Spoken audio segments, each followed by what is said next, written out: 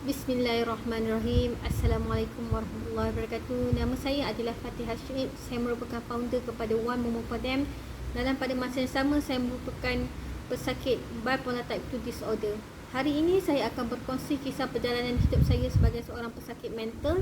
Dalam pada masa sama, saya akan berkongsi juga 3 tips bagaimana saya menjaga kesihatan mental saya. Dan yang terakhir, apa itu projek Botang yang telah saya jalankan bersama dengan Mentari Selayang. Saya ceritakan dulu bagaimana permulaan saya didiagnos sebagai pesakit bipolar type 2 disorder. Pada tahun 2017 ketika saya berada di kemuncak One Momo for Them, mengelolakan One Momo for Them, saya mula menghadapi simptom tiba-tiba tidak mampu untuk bercakap dengan orang, menghadapi simptom tiba-tiba tidak mampu untuk makan, tidak mampu untuk jaga kebersihan diri, tidak mampu untuk berinteraksi sebagai manusia biasa. Ketika itu, selepas saya menjalani misi kemanusiaan di Jordan, saya pulang ke Malaysia, maka saya telah mendapatkan rawatan daripada pihak profesional, iaitu seorang psikiatri di Lembah Kelang. Ketika saya berjumpa dengan para pakar psikiatri ini, antara benda yang telah berlaku adalah yang pertama, beliau telah mendiagnoskan saya mengidap penyakit bipolar type 2 disorder. Dan keduanya, saya telah mula perjalanan untuk makan ubat. Dan ketiga, saya mula untuk melakukan sesi terapi.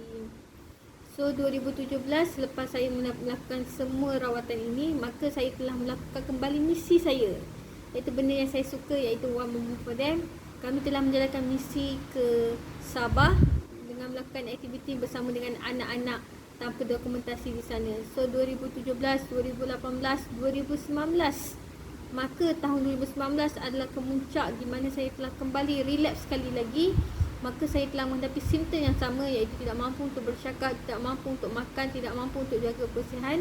Maka saya relapse untuk kali kedua. Ketika ini ada tempoh yang sangat runcing dan sangat menyakitkan saya, kerana selama setahun saya cuba untuk mencari ubat yang sesuai kepada saya, tapi saya tidak menjumpai.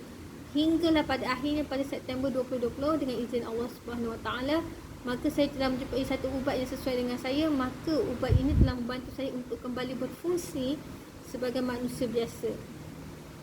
Maka pada tahun 2020 juga bermulanya perjalanan saya untuk melakukan aktiviti Botang. Tapi itu saya akan kongsikan di penghujung nanti. Di sini saya akan kongsikan 3 tips bagaimana untuk saya menjaga kesihatan mental. To be honest, secara jujurnya, apabila kita menghadapi masalah depresi, itu adalah tempoh yang sangat runcing dan sangat kritikal untuk kita, kerana kita tak mampu untuk berbuat apa. Kita mungkin tidak mampu melihat seperti mana sakitnya fizikal. Contohnya patah kaki, patah tangan, kita boleh tengok tangan kita patah.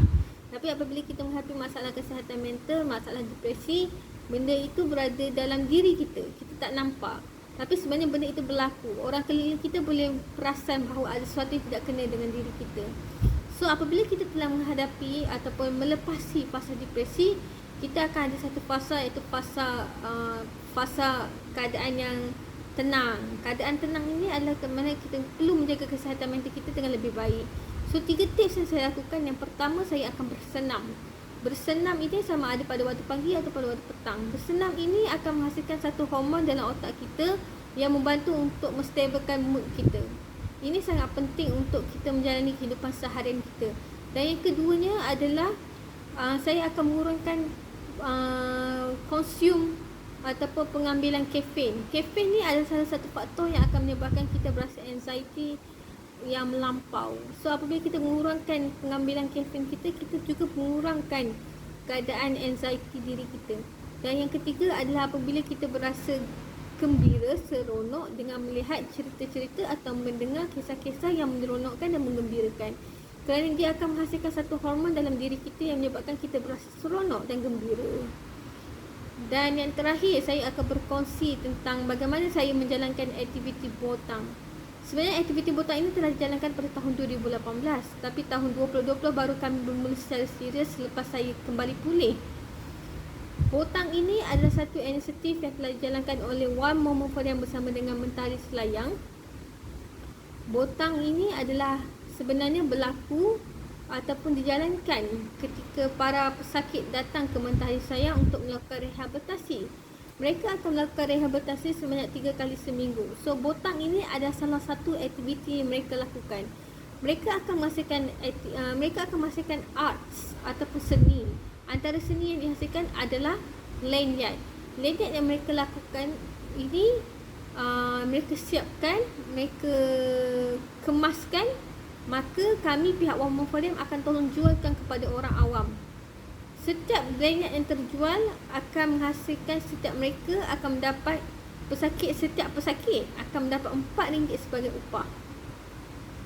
Jadi untuk itu pihak One More For Them telah menjalankan misi crowdfunding untuk memperbesarkan botang ini, untuk kami menambah lagi penerima manfaat daripada projek kami. Ketika ini kami sudah ada 10 orang yang komited untuk melakukan botang bersama kami, dan kami mengharapkan apabila kami berjaya menambahkan lagi modal dan memperbesarkan lagi projek botang ini, maka akan lebih ramai lagi pesakit yang mampu untuk komit dalam projek kami. Oleh itu, kami menganjurkan kepada orang ramai untuk sama-sama memberi sumbangan kepada projek botang di www.launchcook.com/botang, ataupun anda boleh terus sumbangkan ke akaun kami, akaun CIMB di bawah nama One More For Them Solution dengan bernombor 8603078986. Kami mengharapkan dengan sumbangan ini projek botang boleh bergerak dengan lebih laju dan lebih pantas, berkembang, memberi manfaat kepada pesakit kesihatan mental yang lain. Dan dalam masa sama kami mendoakan semoga semua orang dapat menjaga kesihatan mental seperti mana menjaga kesihatan fizikal anda. Sekian, terima kasih. Assalamualaikum warahmatullahi wabarakatuh.